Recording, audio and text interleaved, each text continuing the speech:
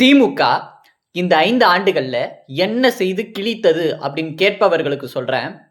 இந்தியாவுல 11.19% பொருளாதார வளர்ச்சியோட தமிழ்நாடு தான் முன்னணி மாநிலமா இருக்குது. அதே போல சுகாதாரத்துறையை எடுத்துக்கொண்டாலும், கல்வித்துறையை எடுத்துக்கொண்டாலும், தொழில்நுட்பத்தை எடுத்துக்கொண்டாலும், எல்லா துறைகளிலும் முதன்மையான மாநிலமா டாப் 2ல இருக்கக்கூடிய மாநிலமா தமிழ்நாடு என்பது இருக்குது.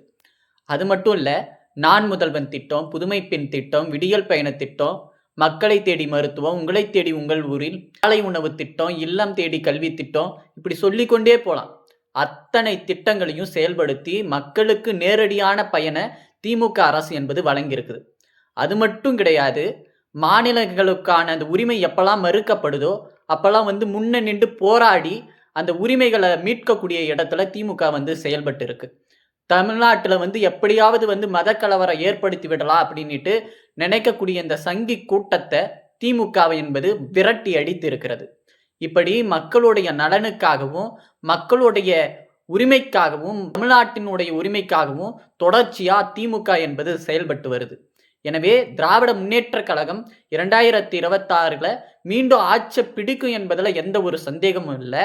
இருந்த போதிலும் 200க்கு மேற்பட்ட இடங்கள்ல தமிழ்நாட்டு மக்களாகிய நாம் வெற்றி பெற செய்து கனவான 1 டிரில்லியன் பொருளாதார வளர்ச்சி அடைவதற்கு நாம உறுதுணையா இருப்போம்.